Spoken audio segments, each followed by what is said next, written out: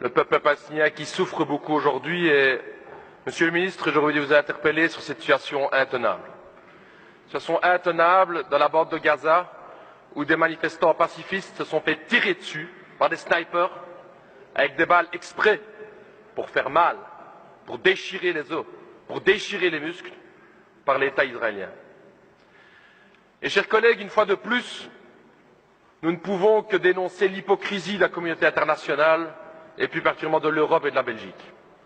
N'importe quel autre pays au monde aurait fait le quart de la moitié de ce que fait Israël, on aurait déjà appliqué un embargo. N'importe quel autre pays du monde aurait été chercher une telle répression, appliquer une telle répression, qui aurait déjà eu des motions et des sanctions. Mais non, quand il s'agit d'Israël, on se tait.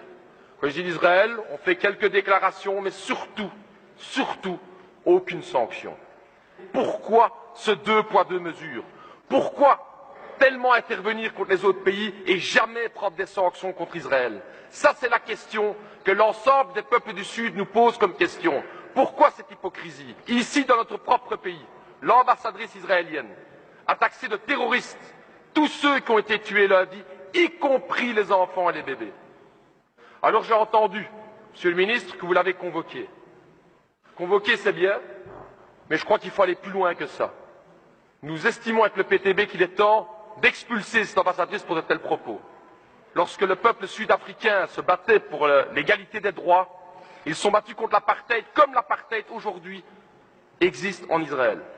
Seules des sanctions internationales et la lutte du peuple sud-africain ont permis de lever l'apartheid dans ce pays. Il n'y a pas d'égalité entre le colonisé et le colonisateur, comme il n'y avait pas d'égalité entre le peuple noir en Afrique du Sud et l'État sud-africain. C'est ça la question, c'est ça l'hypocrisie dans laquelle on est. Il n'y a pas deux côtés à voir. Il est temps de prendre parti. Et prendre parti, vous le savez tous ici, et c'est ça l'hypocrisie. Du côté des partis de droite, c'est que Israël n'entendra aucun autre message que la pression économique ou la pression militaire, mais vous le savez très bien, maintenant qu'ils ont l'appui des États-Unis, ils s'en foutent complètement des petites déclarations, vous le savez. Et c'est ça qui est hypocrite. Un petit fax qu'on envoie, une petite convocation. Il est temps de prendre des mesures aujourd'hui, parce qu'il y a un peuple palestinien dans la bande de Gaza. 95% de l'eau n'est pas potable. Que ferions-nous? Que ferions-nous si nous étions là?